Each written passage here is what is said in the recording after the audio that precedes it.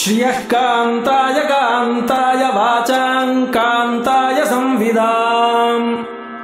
करीन्नगरवासाय मङ्गलं यज्ञघोणिने श्रियः कान्ताय कान्ताय वाचां कान्ताय संविदाम्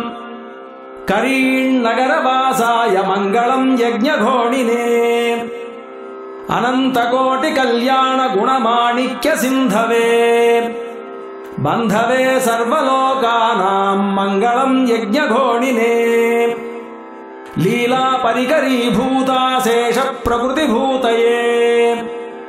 सर्ववागीश्वरेशाय मङ्गलं यज्ञघोणिने निहताशेषदैत्याय लीलयोद्धृतभूमये व्यक्ताव्यक्तस्वरूपाय मङ्गलं यज्ञघोणिने अनन्तशक्तिवीर्याय भावनाभावितात्मने आनन्दसागरायास्तु मङ्गलं यज्ञघोणिने महायोगिहृदाकाशतटिल्लेखाविलासिने वेदवेदान्तवेद्याय मङ्गलं यज्ञघोणिने अध्वातीतावबोधाय आत्मारामाय विष्णवे परस्मै ब्रह्मणे नित्यं मङ्गलं यज्ञघोणिने सर्वान्तर्यामिने तुभ्यं सर्वलोकैकहेतवे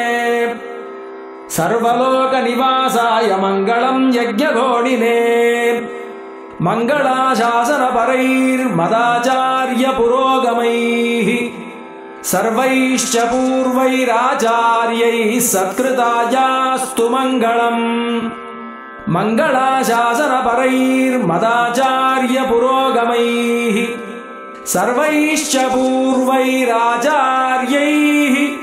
सत्कृतायास्तु मङ्गलम्।